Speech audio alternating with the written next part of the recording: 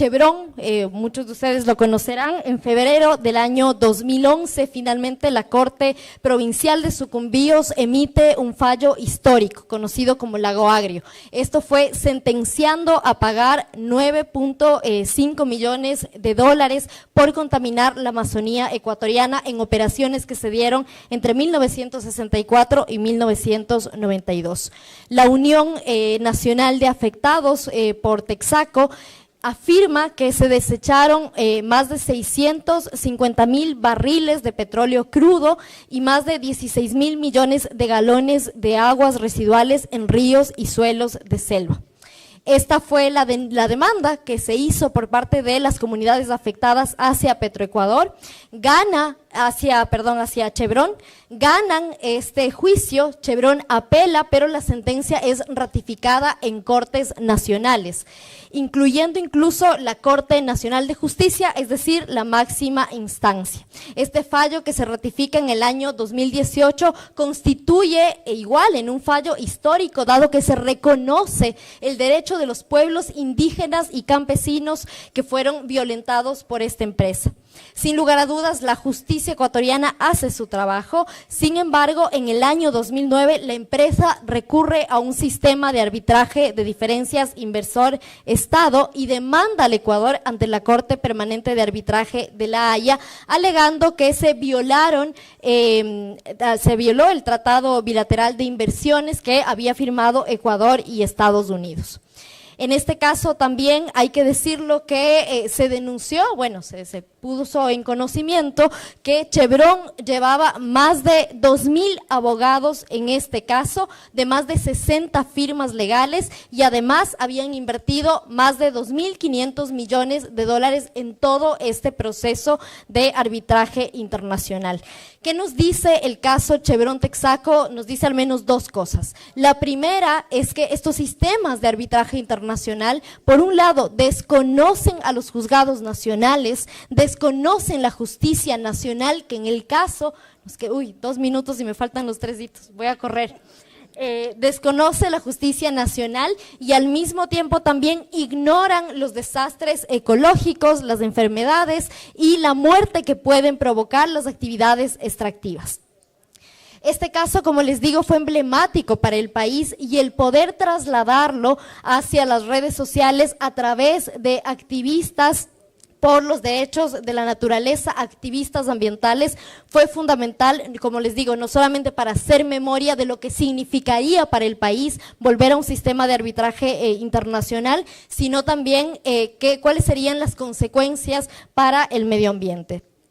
Voy a correr con estos 3 hitos, como les decía, del más reciente hasta el más antiguo, y es que en mayo del año 2017, durante aún el gobierno del expresidente Rafael Correa Delgado, se realiza una comisión para la auditoría integral ciudadana de los tratados de protección recíproca de inversiones y del sistema de arbitraje internacional en materia de inversiones, llamado CAITISA. Si me permite, el gobierno hondureño también quisiera sugerir que se pueda hacer un comité similar en este país, dado que para nosotros fue fundamental el que se puedan revisar los compromisos que mantenía Ecuador en materia de inversiones, porque además lo que a nosotros nos ayudó, digamos, que exista este comité y que exista esta investigación, es saber cuáles han sido precisamente las consecuencias a nivel legal, a nivel económico y también a nivel social y ambiental de estos tratados bilaterales de inversión. Una vez que nosotros tuvimos este informe, nos acogimos como Estado a la recomendación número 16 de este comité soberano, de esa auditoría integral, que lo que nos decía es que deberíamos denunciar todos los tratados bilaterales de inversión que existían hasta ese momento. Si nos vamos hacia atrás, el 3 de junio del año 2019, el presidente Rafael Correa Delgado, mediante una sabatina, una cadena nacional, anuncia la salida de Ecuador del Centro Internacional de Arreglo de Diferencias Relativas a Inversiones, el CIADI. conocido, bueno, ustedes ya saben, es el tribunal más utilizado por inversores a nivel internacional, porque contravenía con el artículo 422 de la Constitución, una Constitución que habíamos aprobado hace unos años, precisamente porque no permitía que los estados puedan tomar decisiones soberanas en ese sentido. Si bien esta decisión, como ustedes saben, los poderes fácticos, los poderes mediáticos, los poderes corporativos se asocian entre sí. Y yo creo que una de las cosas más duras y más difíciles que tuvimos que enfrentar como gobierno de la Revolución Ciudadana fue precisamente en el marco de la denuncia a estos tratados bilaterales de inversión, al arbitraje internacional, era contra el cerco mediático, ¿no es cierto?, y el encuadre mediático de que si hacíamos y tomábamos estas medidas y estas acciones, entonces nunca más íbamos a tener inversión extranjera y que entonces el país nunca podría salir del subdesarrollo. Y en ese sentido, el presidente Rafael Correa tomó una decisión soberana, una decisión compleja a nivel mediático, si ustedes quieren, pero fue la mejor decisión posible, porque a día de hoy podríamos decir que en ese tiempo, ¿no es cierto?, que estuvimos sin el CIADI, aunque Guillermo Lasso nos volvió a este sistema de arbitraje internacional, recuperamos soberanía. Y solamente 30 segundos para mencionar el último hito, y es el 20 de octubre de 2008, se aprueba la Constitución de la República del Ecuador con un 63% de aprobación.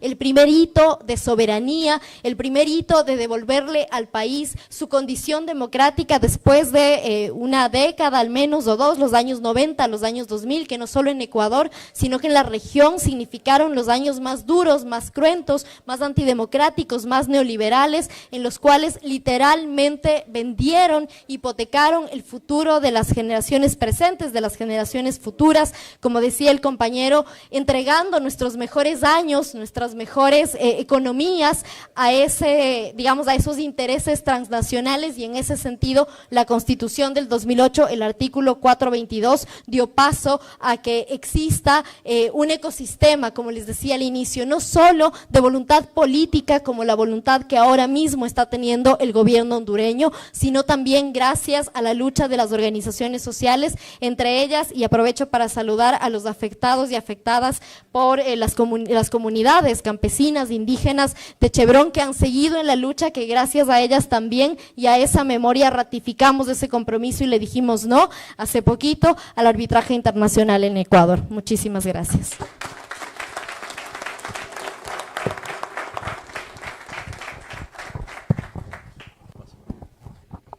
Muchas gracias, Jairen. Como ustedes ven, luego de un gobierno, en el inicio del segundo gobierno neoliberal en Ecuador, luego de los golpes, traiciones, etc., el pueblo sigue se recordando y asumió la posición soberana del gobierno del presidente Rafael Correa. O sea, la lucha sigue y nosotros avanzamos, aunque tengamos algunos problemas en este camino. Bueno, ahora voy a llamar para hacer uso de la palabra los protagonistas de ese proceso acá en Honduras. El compañero Manuel Díaz Galeas, que es Procurador General de Honduras.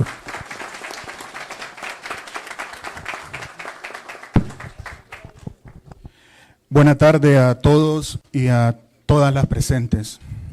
Es un honor para mí encontrarme hoy en este importante panel en compañía de compañeros, compañeras que trabajan para y por la soberanía de los pueblos de nuestra querida América Latina.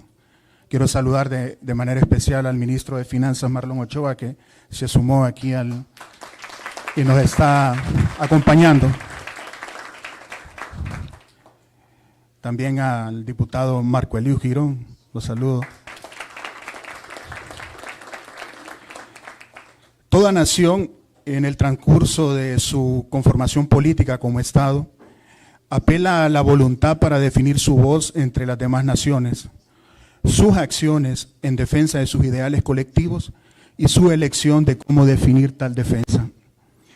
Así como a los individuos a lo largo de su vida, la experiencia termina dándole a las naciones su personalidad y carácter. El Estado, entonces, es la personalidad íntegra de esa colectividad expresada ante el mundo y la soberanía, sin lugar a duda, su carácter. Han pasado décadas durante las cuales las grandes élites nacionales y neocoloniales impusieron a la colectividad hondureña la idea de un Estado sin soberanía, creando sistemas que dirimen la misma y la someten a tribunales de control extranjero. Las restricciones solo se aplicaron al pueblo con el afán de amparar el saqueo disfrazado de tratados internacionales. El posestado, así, llevaba actuando décadas en Honduras, superando incluso la llegada de la teoría. Y para alcanzar esos fines, fue importantísimo mantener la idea folclórica de un conglomerado en búsqueda de una identidad difusa. Honduras se definió para el Open Business como una postal de playas paradisíacas y bosques perennes alrededor de valles productivos. Las leyes mismas no debían interrumpir o trastocar esa imagen de una nación autosatisfecha, plena y presuntamente soberana. La tergiversación de la Constitución debía continuar para expoliar nuestro territorio al son del soborno y de la intimidación a través de la represión abierta. La actual Procuraduría General de la República, institución que con orgullo rectoro, se ha propuesto revisar y elevar a corrección histórica los pasos dados por la institución que defiende al Estado.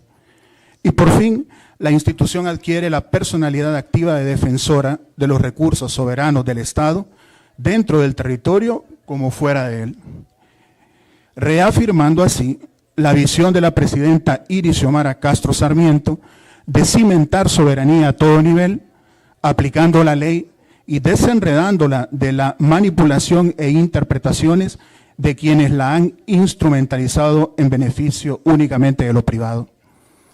Los múltiples éxitos judiciales hasta la fecha le han resguardado al Tesoro Nacional miles de millones de lempiras que, por supuesto, no son celebrados por quienes se han servido de la ilegalidad. Y es que la dignidad ligada al sentido de justicia histórica se demuestra viva, aunque intermitente, en la voluntad política de generaciones anteriores, tal y como lo demuestran los parámetros restrictivos que se le dieron a la resolución de controversias entre inversionistas extranjeros y el Estado de Honduras en el año 1988, precisamente mediante el decreto legislativo 4188 de adhesión al CIADI y a su refrenda posterior en el Congreso Nacional en el año 2000. En ambos momentos, respecto a la aceptación de que el CIADI se convirtiera en el ente de arbitraje internacional para inversiones, se estableció con claridad meridiana que toda demanda internacional contra el Estado de Honduras debía agotar las instancias administrativas y judiciales de los tribunales nacionales antes de elevarse al litigio en Washington. Pero, por supuesto, esta voluntad política se fue diluyendo a medida que las élites aceleraban la destrucción del Estado de Derecho y sus instituciones, perversión jurídica continua que alcanzó su paroxismo a partir del golpe de Estado del 2009 y al ascenso de la perversa narcodictadura, periodo durante el cual los códigos de comercio y negocios aceptados por los entreguistas sometieron los intereses nacionales a la responsabilidad de solo brindarle protección a los inversionistas, pero no al pueblo.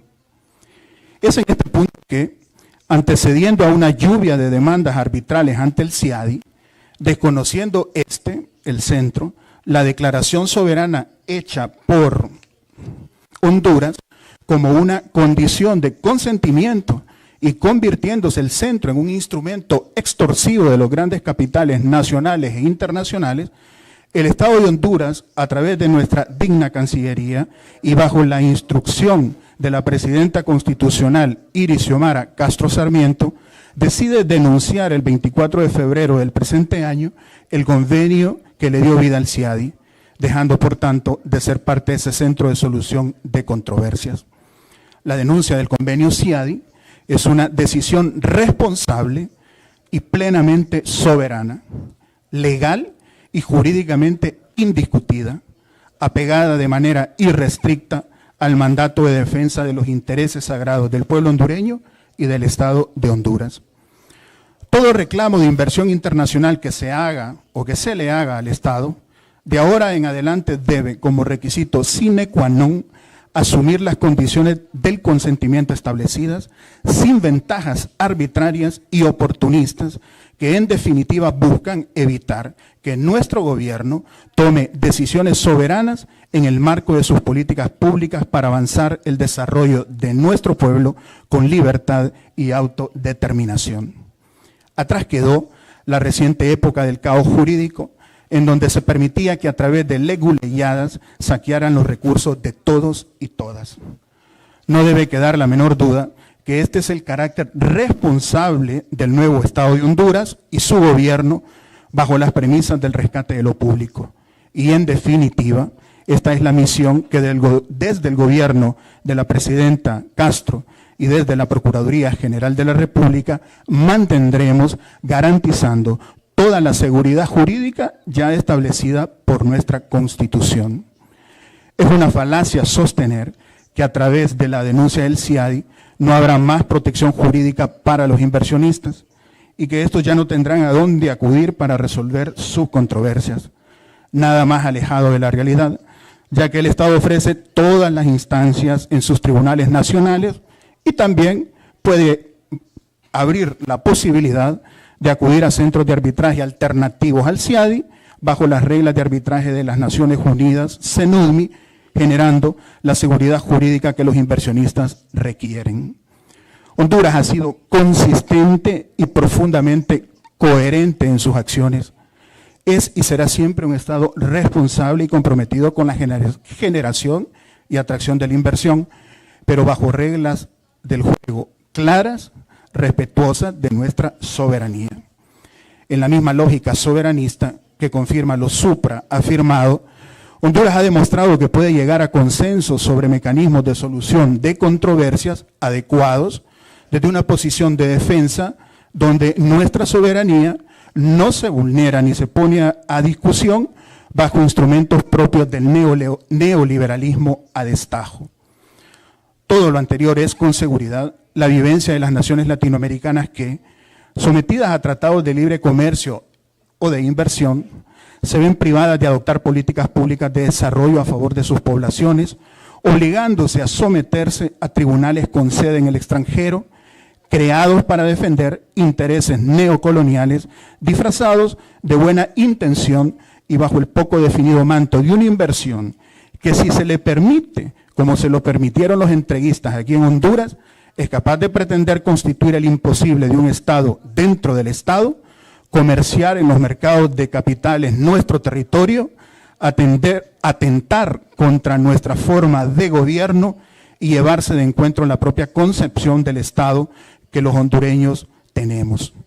Finalmente, compañeras y compañeros, me gustaría cerrar mi intervención realizando un llamado a todos los que nos escuchan a cerrar filas con las decisiones soberanas del Estado de Honduras y su gobierno, ya que en la búsqueda de la justicia social, ningún desarrollo económico es posible sin soberanía.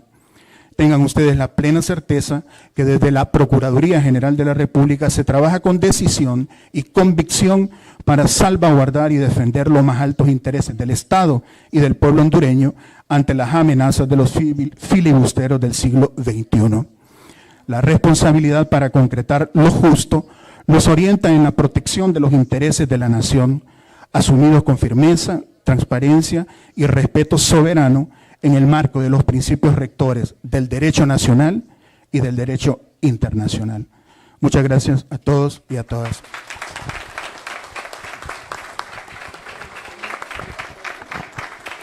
Muchas gracias, doctor Manuel, por esta exposición tan consistente del camino soberano del gobierno de la presidenta Xiomara Castro para construir, de hecho, los derechos de los pueblos, del pueblo hondureño, pero también como un ejemplo para todos nosotros de América Latina y el Caribe. Ahora paso la palabra al compañero Fernando García, que es el comisionado presidencial contra las zonas de empleo y desarrollo económicos, las ZEED, tan famosas, tan famigeradas de Honduras.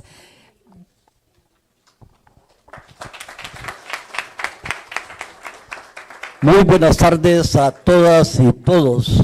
Una gran satisfacción, una gran responsabilidad estar aquí con ustedes haciendo estos comentarios críticos sobre nuestra realidad nacional. Estamos seguros que la lucha del pueblo y gobierno del Estado de Honduras es la lucha de los pueblos que trabajan por construir su soberanía nacional, su autodeterminación y un Estado de Derecho basado en la justicia para toda la población, particularmente para aquellos que han sido desposeídos, que han sido explotados, que han sido excluidos de los beneficios del poco o escaso crecimiento económico en nuestra historia. Vamos a variar nuestra exposición porque aquí José Miguel nos ha recordado algunos hechos muy importantes. Las zonas de empleo y desarrollo económico manipulan los términos y quieren hacer creer al mundo, al planeta, a los estados, que las sedes en Honduras son iguales que las zonas económicas especiales que se promueven y desarrollan en otras partes del mundo, entre otros por el mismo Banco Mundial y otras entidades financieras multilaterales. Y no es así. Las sedes constituyen la cesión de soberanía. Y es por eso que nosotros desde el 2011 hemos estado en esta lucha a lo largo de estos 14 años. Pero no es primera vez que luchábamos por la soberanía y por la autodeterminación.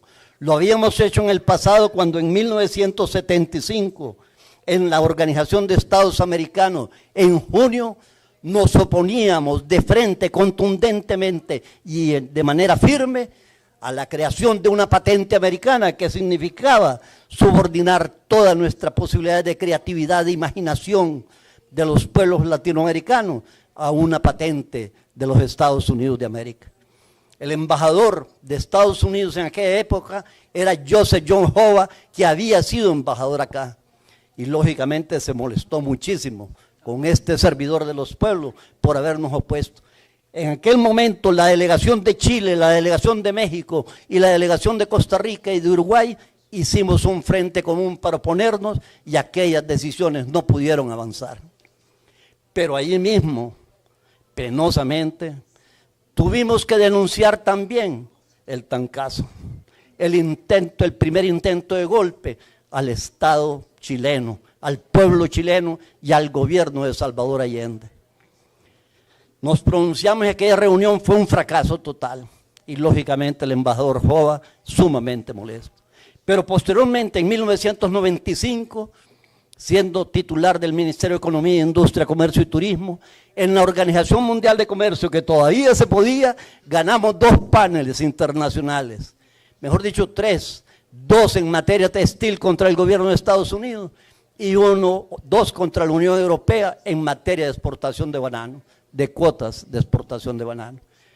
Esa trayectoria y esa lucha nos ha ido reafirmando la convicción de luchar por la solidaridad internacional con los pueblos de América Latina y los pueblos del sur global. Es por eso que podemos estar aquí con toda la entereza moral para compartir con ustedes estas experiencias. Pero también porque en el 2013, en el plan de gobierno del Partido Libertad y Refundación, planteábamos en la coordinación de la formulación de ese plan la necesidad de afirmar, confirmar y ampliar esos conceptos de autodeterminación de los pueblos, soberanía popular y Estado de Derecho. Y Xiomara Castro Sarmiento, sabiendo interpretar los signos de los tiempos, asumió su compromiso en el 2013, lo reafirmó en el 2017 y lo amplió y confirmó mucho más claramente en el 2021, en las elecciones de 2021.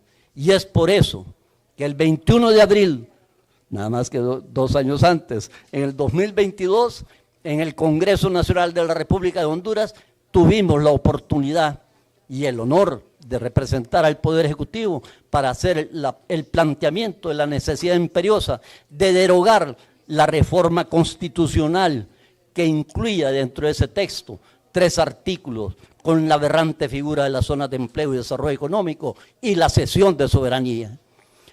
Artículos pétreos, artículos irreformables, inderogables, porque según la misma texto constitucional modificaban artículos que no se podían modificar de conformidad al criterio del poder constituyente en una Asamblea Nacional Constituyente en 1981-82.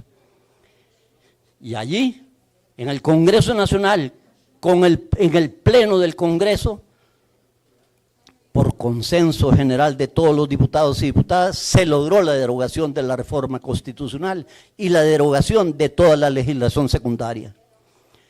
Sin embargo, no se ratificó la derogación de la reforma constitucional por nulidad de origen el año pasado, en la segunda legislatura, conforme al mismo texto constitucional. Y eso nos llevó a que el 22 de noviembre presentáramos un recurso, una acción de inconstitucionalidad frente a la Sala de lo Constitucional de la Corte Suprema de Justicia. Y como han pasado 6 meses y no se sabe qué ha pasado con nuestra acción de inconstitucionalidad, el 7 de junio presentamos una denuncia contra los miembros del Comité para la Adopción de Mejores Prácticas, CAM, y los secretarios técnicos de las 3 sedes que perseveran en base al capítulo de promoción y protección de inversiones del Tratado de Libre Comercio con los Estados Unidos. Denuncia ante el Ministerio Público contra 10 personas como mínimo de ese comité, los 7 hondureños y los secretarios técnicos. Pueblo y gobierno, poderes del Estado, pero con la solidaridad internacional que hemos recibido del Internacional Socialista y estamos seguros que vamos a recibir en este evento, vamos a seguir luchando en contra esa aberrante figura de las zonas de empleo y desarrollo económico, que es mucho más grave. Gracias. Que es mucho más grave que las posiciones neoliberales de destruir la planificación nacional, de las rebajas arancelarias unilaterales y una apertura indiscriminada a nivel global, y que también los decretos 1890 de Rafael Leonardo Calleja Romero, que murió procesado y enjuiciado en los Estados Unidos de América, el decreto 1890, el decreto 9090, que había la posibilidad de que se vendieran territorios nacionales a extranjeros en la zona fronteriza, y también la ley de modernización del sector agrícola, que daba un golpe en el plexo solar a la reforma agraria que se iniciaba para democratizar el poder económico, que es la única forma real de democratizar la política formal, la política representativa y lograr la participación directa de la población en la toma de decisiones por los estados.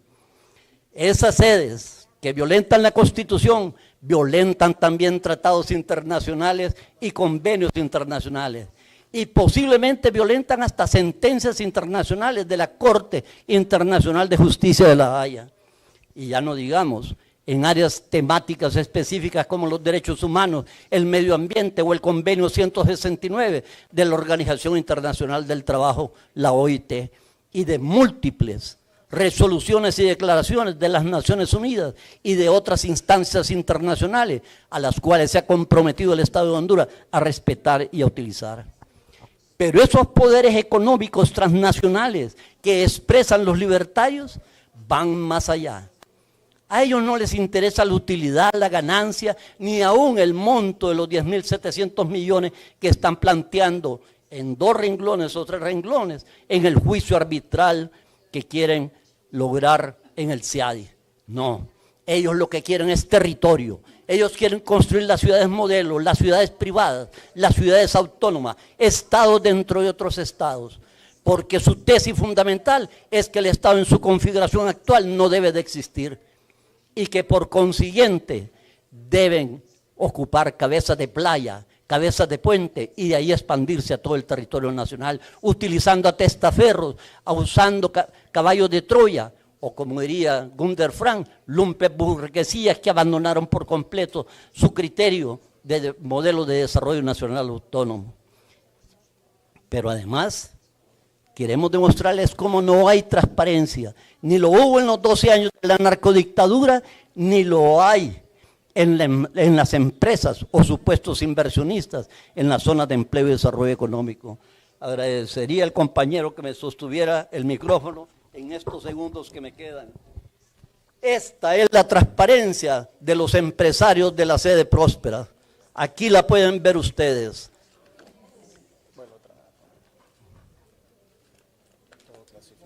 Todo clasificado, todo confidencial.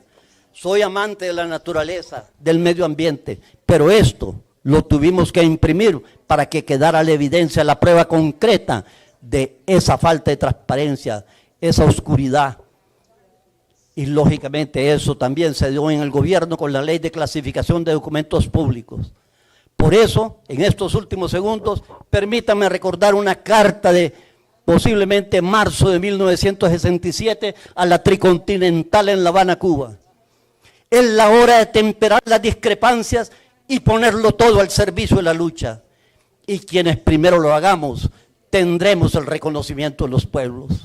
Y el Popol Vuh, nuestro libro maya sagrado, cuando dice que todos se levanten, que nadie se quede atrás, que no hay un pueblo ni dos entre nosotros que se quede atrás, que haya mucha paz, mucha prosperidad y mucha felicidad para toda América Latina. ¡Vivan los pueblos latinoamericanos!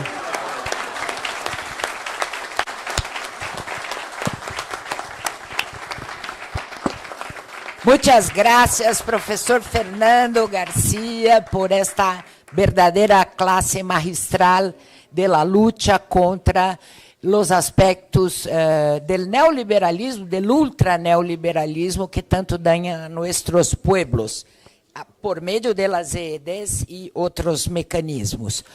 Bueno, ahora paso la palabra al compañero Julio Fuentes, que es presidente de la Confederación Latinoamericana y del Caribe de Trabajadores Estatales, CLATEE.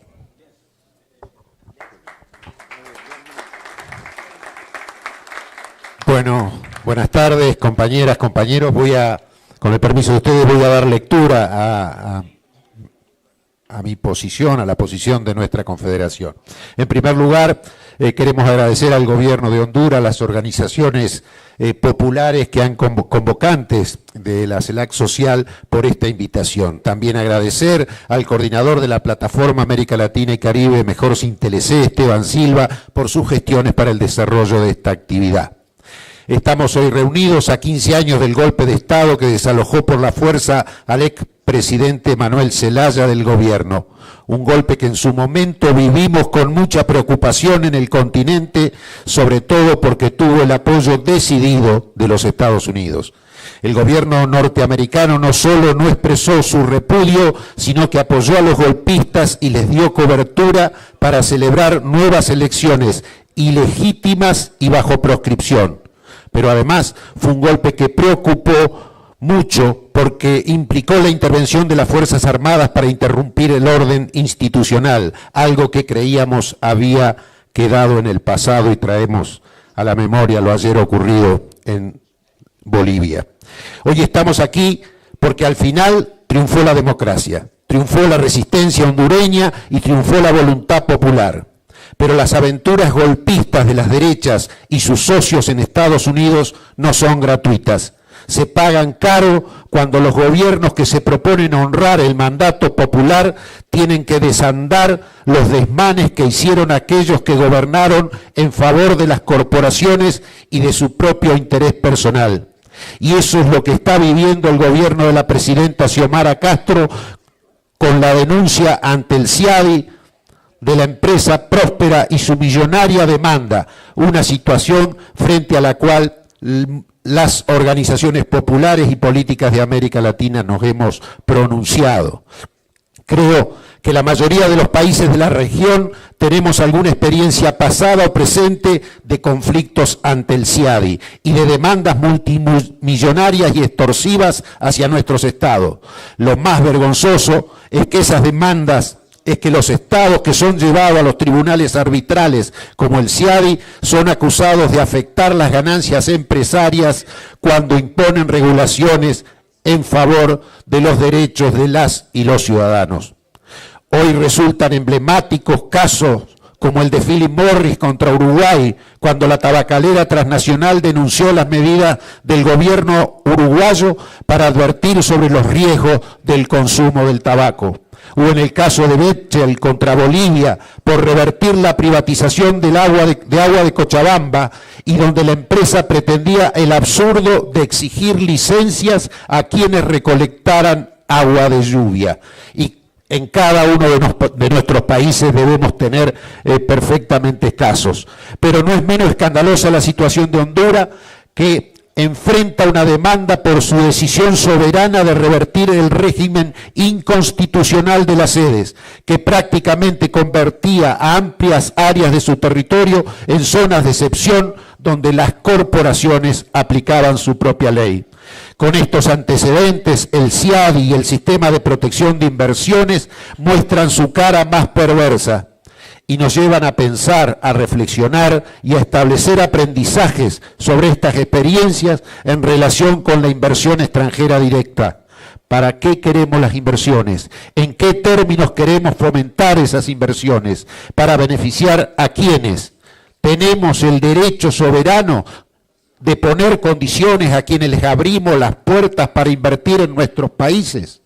Bueno, creo que no solo tenemos el derecho soberano a poner condiciones a las inversiones, sino que tenemos el deber de hacerlo, porque es la única manera en que tiene sentido la inversión extranjera. Todos los países necesitan inversiones, pero estas tienen que estar al servicio de un modelo de desarrollo, al servicio del interés nacional y del interés público y de las necesidades de las y los ciudadanos. Si esas inversiones no cumplen esos objetivos, los estados tienen derecho a revocarla, a dar marcha atrás y sin que ello implique ser sometidos a demandas abusivas y extorsivas.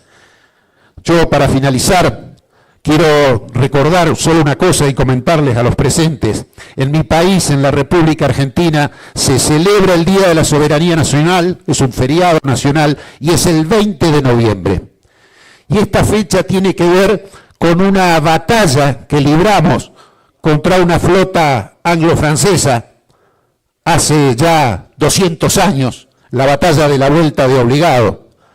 Y solo un dato, siempre fue a sangre y fuego, como nos quisieron imponer el libre comercio, el gobierno de las corporaciones. En esa batalla la flota estaba conformada por 20 buques de guerra, pero además 90 buques mercantes. Es decir, el comercio a sangre y fuego, el comercio que ellos quieren, un comercio que no es un negocio para dos, sino que es un negocio para ellos solos. Muchas gracias. Muchas gracias, Julio, incluso por ese ejemplo histórico tan importante que muestra la lucha de los pueblos latinoamericanos y caribeños. Y ahora paso la palabra al compañero Esteban Silva Cuadra, que es de la coordinación del movimiento Chile Mejor Sin TLC y representante de América Latina y el Caribe Mejor Sin TLC en el movimiento Honduras Resiste. Dale, Esteban. Gracias, Mónica. Compañeras y compañeros, en primer lugar, un agradecimiento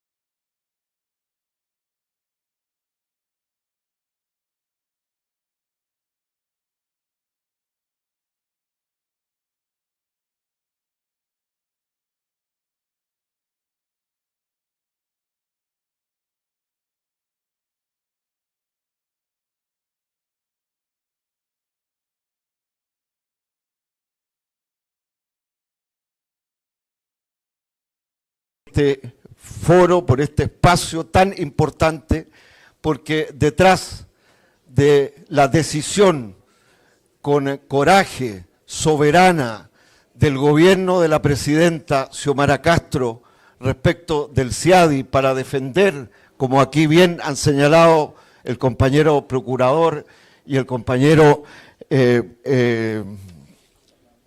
comisionado presidencial, que además mencionó al presidente Salvador Allende, y a la lucha que conjuntamente nuestros pueblos han dado en defensa de la soberanía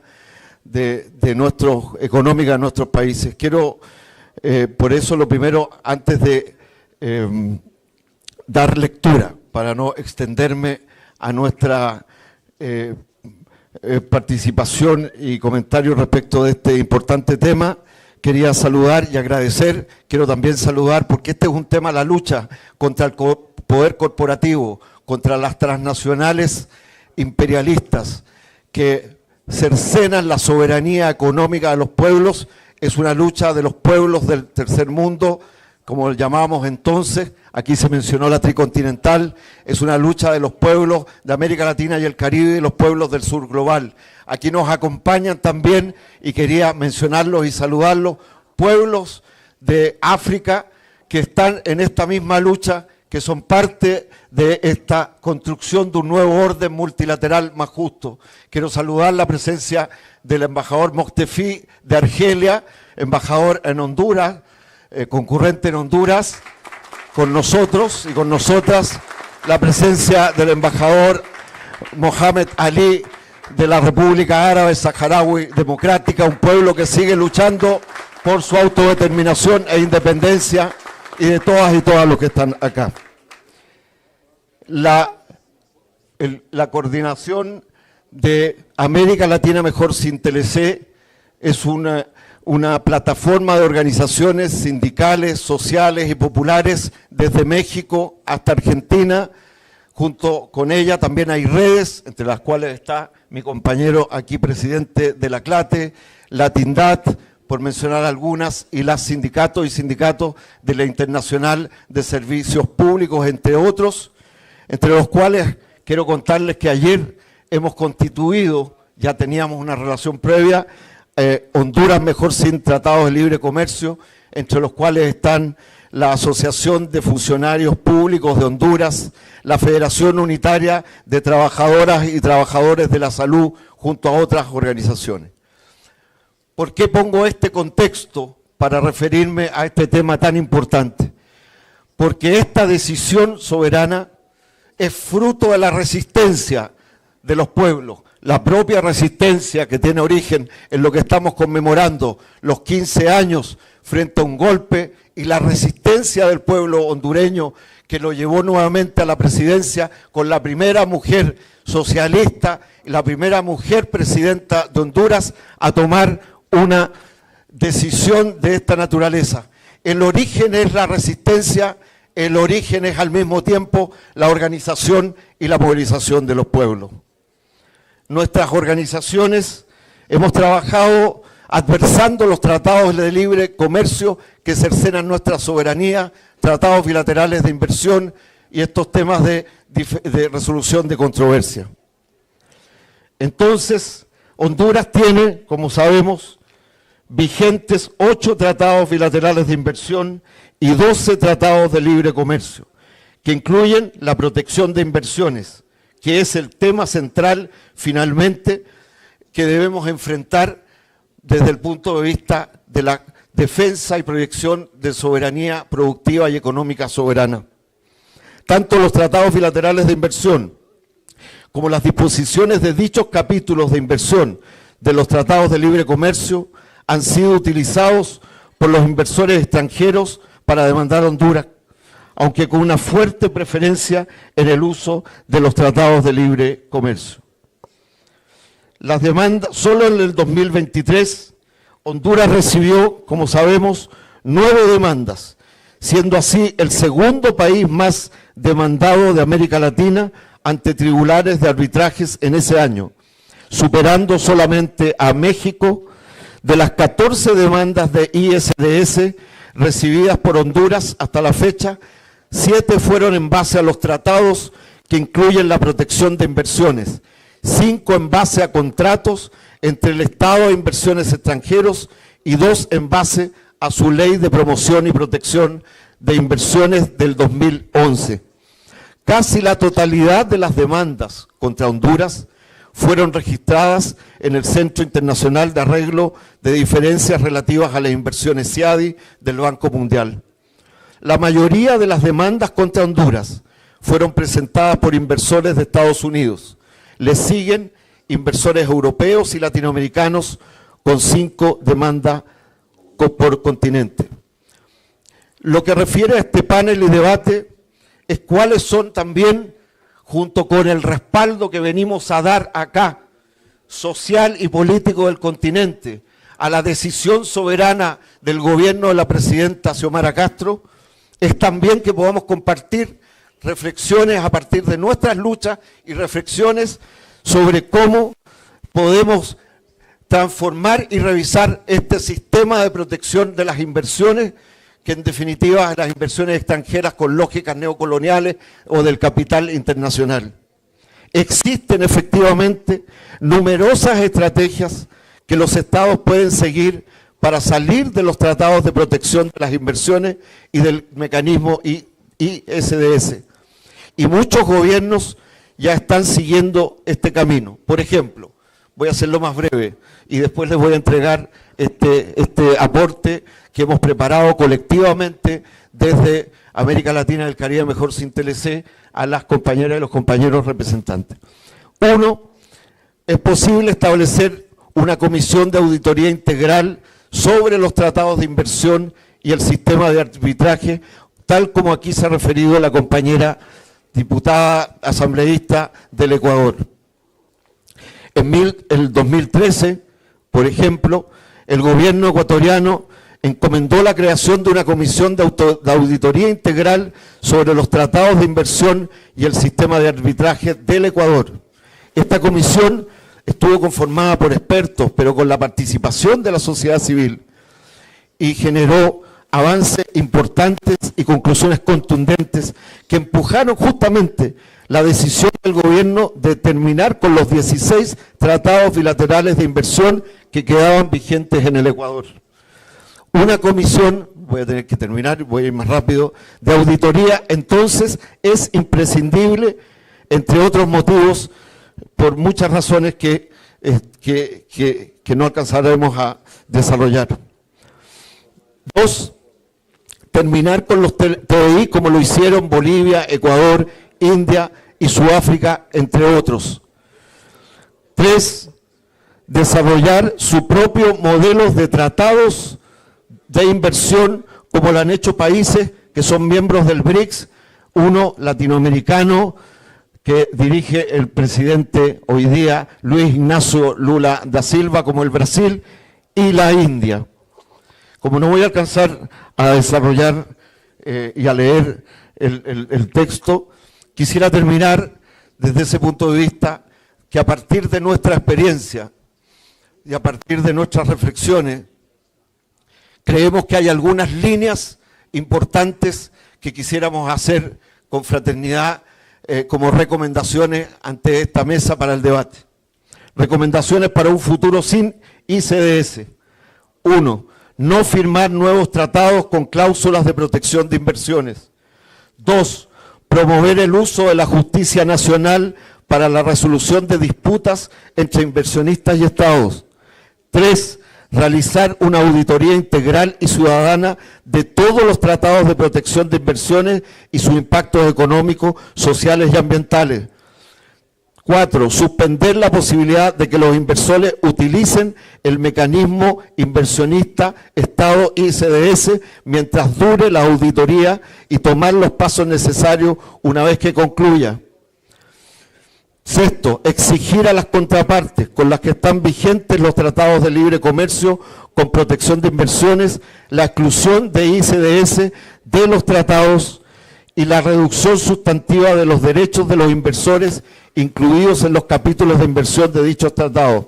Finalmente, terminar los tratados bilaterales de inversión existentes que contengan el mecanismo ICS, salir de los tratados no solo es posible, sino que es imprescindible si el objeto de los gobiernos populares, soberanistas, es llevar a cabo planes de desarrollo que respeten los derechos humanos, los derechos económicos y sociales de las y los trabajadores y los derechos ambientales. Muchísimas gracias. Muchísimas gracias, Esteban.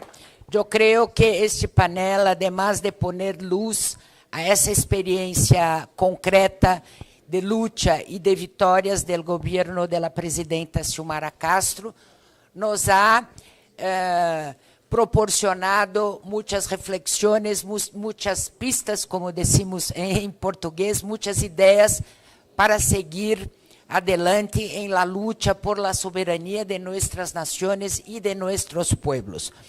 Agradeço muitíssimo a todos e a todas as ponentes desta mesa e les invito a permanecer acá para o próximo painel, que se trata de justiça fiscal, para o qual já temos acá o ministro Marlon Ochoa, que é ministro de Finanças de Honduras. Muchas gracias e dejen estes dispositivos em suas mesas, por favor.